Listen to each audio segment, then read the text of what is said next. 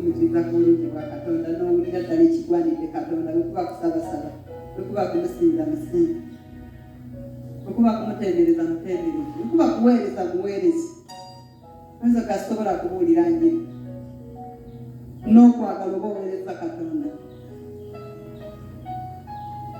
n'okusabira oluganda oba oweereza Mukama okulambula kw'oluganda okumuzaamu kubanja oba oweereza Katonda okugaana okusinza embeera eri maaso oba oweereza Katonda.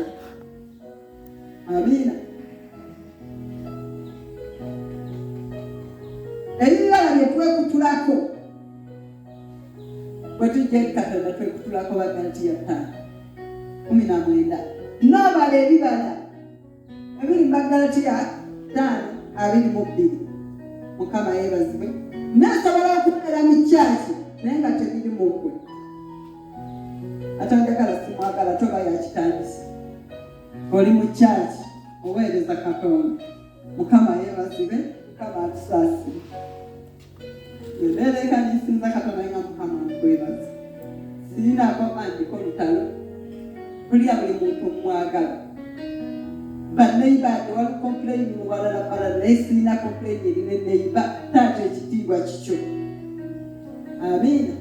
Osobola okubeera mu kitundu mwoli naye ng'ofuusa olutalo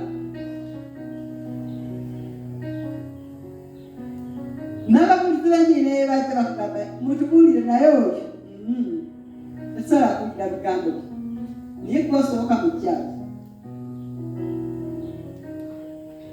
ngenda kusinza Katonda n'olyoka ovuunama n'osinza naye ng'ekabagamba agenze ezo ssaawa zageze katumuwummuleko.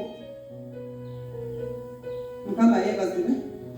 Nze tule neiba wange oyo omukyala eyafa yali akolako nnyo olutalo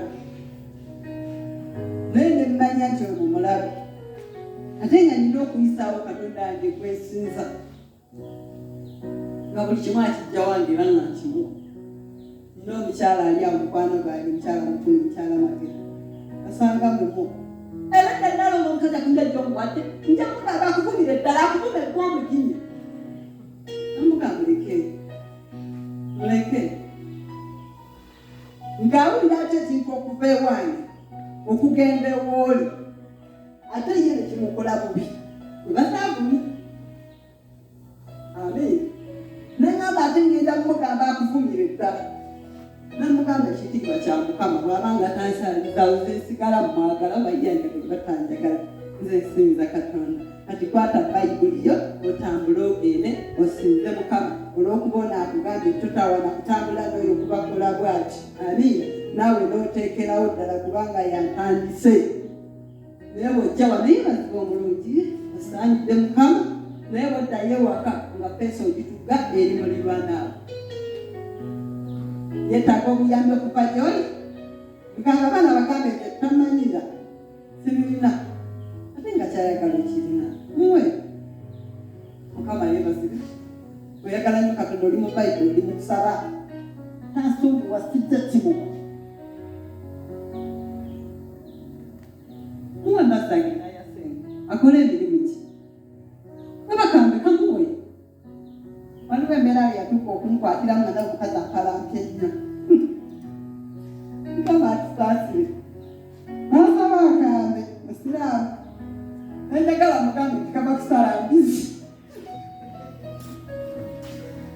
Mukama yeebazibwe naye Mukama musaasire nengamba omwana twala akambe Mukama tusaasire mutuufu waliwo ebitusoomooza nebitujja kwagala kwa Katonda naye tukkirize omulabe wali atutambulirako naye Mukama ali ku luuyi lwaffe wadde waliwo ebikusomoozezza omwaka oguwedde tewali oyagala otuukako n'otabituukako kkiriza Katonda tigy'onookoma okumwagala n'okumuwulira n'okumuweereza ajja kusinza musinza ajja kukola byonna mu linnya lya Mukama waffe Yesu zijja kugulwako n'oba tomusinziza Bayibuli etulaza abamusinza Bwetera 29 ogikubisemu 12 bameka bwena oba tomusinziza Mukama yeebaze bamala omusinza ne bavuunama Mukama n'abeera ng'aweebwa ekitiibwa. Mukama yeebazibwe tukkirize Katonda yadde embeera zonna weeziri naye mbeera tekubbako kwagala kwa Katonda yagala gw'osinza ate kiwulire nga ddala okiwulire olina okumusinza ku ekyo kyakoze. Mukama yeebazibwe nebaza Katonda akoze obulungi obutali butono. Amina. Ensi yali etunula anaabeerawo atya aliwo atya naye nebaza Katonda atubeerekewo. Mukama takubirayo. Amina. Waliwo abimu ebyali bigaana nga n'omwami waali naye n'avaawo naye ndaba ng'ebintu byonna Katonda abiyingiriramu nga Mukama aliko kyakola olw'okwagala Katonda n'Omukama anderedde abaana. Amina.